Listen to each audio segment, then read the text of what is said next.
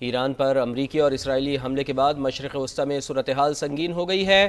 سعودی عرب کے دارالحکومت ریاض میں امریکی سفارت خانے میں دھماکے کے بعد آگ بھڑک اٹھی ہے۔ سعودی وزارت دفاع کے مطابق 2 ڈرون سفارت خانے سے ٹکرائے۔ واقعے میں عمارت کو جزوی نقصان پہنچا۔ حملے کے وقت عمارت خالی تھی۔ تھوڑی دیر بعد ہی ڈپلومیٹک کوارٹرز میں مزید 2 دھماکے ہوئے۔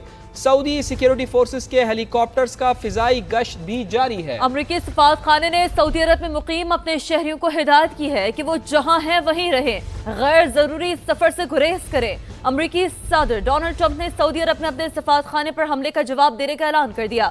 سوشل میڈیا بیان میں کہا امریکی فوجی کی ہلاکت پر بھی بھرپور رد عمل دیں گے۔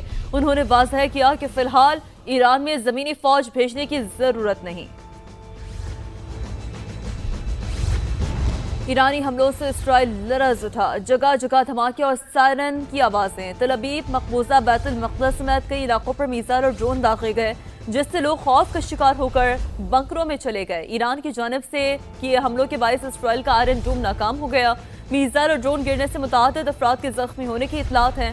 گزشتہ روز بھی ایران نے اسرائیل پر بڑے پیمانے پر حملے کیے تھے۔ 3 روز میں 2 اسرائیلی فوجیوں سمیت 11 افراد ہلاک ہو چکے ہیں۔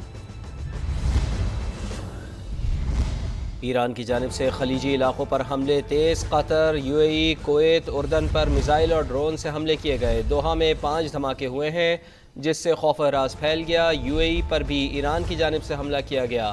ایرانی میڈیا نے پاسداران انقلاب کی جانب سے دعویٰ کیا ہے کہ دبئی میں امریکی فوجی اجتماع پر حملہ ہوا ہے۔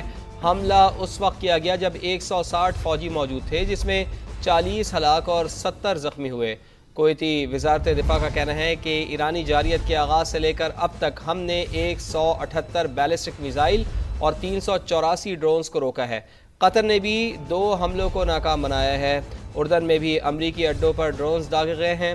قطری وزارت دفاع کے مطابق اب تک 101 بیلسٹک، 3 کروز میزائل اور 39 ڈرونز داغے گئے ہیں۔ سیکیورٹی فورسز نے 3 کروز، 98 بیلسٹک میزائل اور 24 ڈرونز کو کامیابی سے نشانہ بنایا۔ اب آپ کو بتائیں کہ آسٹریلوی وزارت دفاع کی دبئی میں المنہاد ایئر بیس پر ایرانی حملے کی ایک اہم تصدیق سامنے آ رہی ہے۔ المنہاد ایئر بیس میں ہمارے فوجی موجود تھے جو محفوظ رہے۔ آسٹریلوی وزارت دفاع کا یہ بتانا ہے 100 آسٹریلوی اہلکار مشرق وسطی میں تعینات ہیں۔ آسٹریلوی وزارت دفاع یہ بتا رہا ہے تو آسٹریلوی وزارت دفاع کی دبئی میں المنہاد ایئر بیس پر ایرانی حملے کی تصدیق۔ المنہاد ایئر بیس میں ہمارے فوجی موجود تھے جو محفوظ رہے۔ آسٹریلوی وزارت دفاع کی جانب سے یہ بھی بتایا جا رہا ہے کہ 100 آسٹریلوی اہلکار مشرق وسطی میں تعینات ہیں۔ تو اہم خبر سامنے آ رہی ہے، آسٹریلوی وزارت دفاع کی دبئی میں المنہاد ایئر بیس پر ایرانی حملے کی ایک اہم تصدیق سامنے آئی ہے۔ اسرائیل اور امریکی جارحیت جاری ہے۔ رات بھر ایران کے مختلف شہروں پر حملے ہوئے ہیں۔ تہران میں نشریاتی ادارے کے ہیڈ کوارٹر اور اولڈ پارلیمنٹ ہاؤس کی بلڈنگ کو نشانہ بنایا گیا۔ یزد، فارس اور سنندج شہر پر بھی بمباری کی گئی ہے۔ اسرائیلی فوج نے دعویٰ کیا ہے کہ حملوں کے دوران بڑے پیمانے پر ایران کے میزائل لانچرز اور میزائل تباہ کیے ہیں۔ ایران میں گزشتہ روز حملوں میں مزید 57 شہادتوں کی تصدیق ہوئی ہے، جس کے بعد اموات کی تعداد 555 ہو چلی ہے۔ صہیونی طیاروں نے لبنان میں بھی بمباری کی ہے۔ حزب اللہ رہنماؤں کو نشانہ بنانے کا دعویٰ کیا ہے۔ اسلامک جہاد نے ایک جنگجو کی شہادت کی تصدیق کی ہے۔ لبنان میں اسرائیلی حملوں میں اب تک 54 شہری شہید اور 150 سے زائد زخمی ہو چکے ہیں۔ امریکی سینٹ کام نے آپریشن ایپیک فیوری کی 3 نئی ویڈیوز جاری کر دی ہیں۔ امریکی وزیر دفاع کا کہنا ہے کہ آپریشن کا مقصد ایرانی میزائلوں کو تباہ کرنا ہے۔ ایران کے پاسداران انقلاب کے کمانڈر نے ابن ہرمز کو مکمل بند کرنے کا باضابطہ اعلان کر دیا اور کہا ہے کہ جو جہاز وہاں سے گزرنے کی کوشش کرے گا اسے نشانہ بنایا جائے گا۔ دوسری جانب امریکی سینٹ کام کا کہنا ہے کہ خلیج عمان میں ایران کے 11 بحری جہازوں کو تباہ کر دیا گیا۔ اب وہاں کوئی بھی جہاز نہیں بچا۔ سینٹ کام نے اب تک اپنے 6 فوجی کی ہلاکت اور 18 کے زخمی ہونے کی تصدیق کر دی ہے۔ امریکی وزیر خارجہ مارکو روبیو کا کہنا ہے کہ تیل کی قیمتوں میں اضافے کے حوالے سے آج فیصلہ کریں گے۔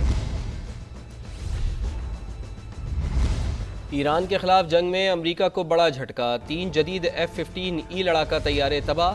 ایران کا امریکی طیاروں کو نشانہ بنانے کا دعویٰ۔ امریکہ نے کویت میں طیارے گرنے کی تصدیق کر دی ہے۔ پاسداران انقلاب کے مطابق طیاروں کو ایرانی دفاعی نظام نے نشانہ بنایا ہے، جبکہ امریکی سینٹرل کمانڈ کے مطابق تینوں طیارے ایرانی میزائل حملوں کے دوران کویت کے دفاعی نظام کے فرینڈلی فائر کا نشانہ بنے۔ تمام 6 پائلٹ محفوظ رہے، جنہیں کویتی حکام نے اسپتال منتقل کیا ہے۔ دوسری جانب ایران کے حملوں میں زخمی ایک اور امریکی فوجی ہلاک ہو گیا ہے۔ مارے گئے امریکی فوجیوں کی تعداد اب 4 ہو گئی ہے۔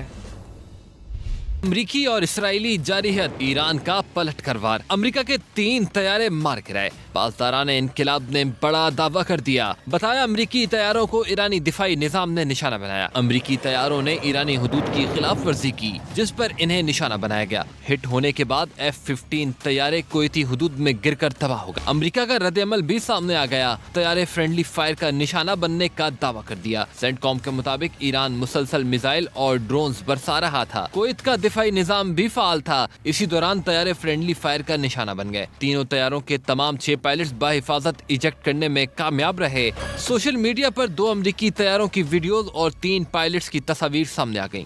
ایک زخمی پائلٹ کو گاڑی میں آکسیجن ماسک لگا ہوا دیکھا جا سکتا ہے۔ مقامی افراد نے پائلٹ کو کویتی حکام کے حوالے کر دیا۔ ایرانی پاسداران انقلاب کا اب تک 650 امریکی فوجیوں کی ہلاکت کا دعویٰ۔ ترجمان نے کہا ہے کہ مشرق وسطی میں امریکہ اور اسرائیل کے 500 اہداف کو نشانہ بنایا جا چکا ہے۔ 60 اسٹریٹجک اہداف شامل ہیں۔ بتایا خلیجی ممالک اور اسرائیل پر اب تک 700 سے زائد ڈرونز اور سینکڑوں میزائل داغے جا چکے ہیں۔ پیر کو اسرائیل کے مختلف علاقوں میں 20 مقامات پر حملے کیے۔ اسرائیلی فوج کی مواصلاتی مرکز اور نیتن یاہو کے دفتر کو بھی نشانہ بنایا۔ تل ابیب، مقبوضہ بیت المقدس اور گلیلی پر بھی میزائل داغے گئے۔ خلیج میں امریکی انٹیلیجنس مراکز اور ملٹری ڈیپو پر بھی حملے کیے گئے۔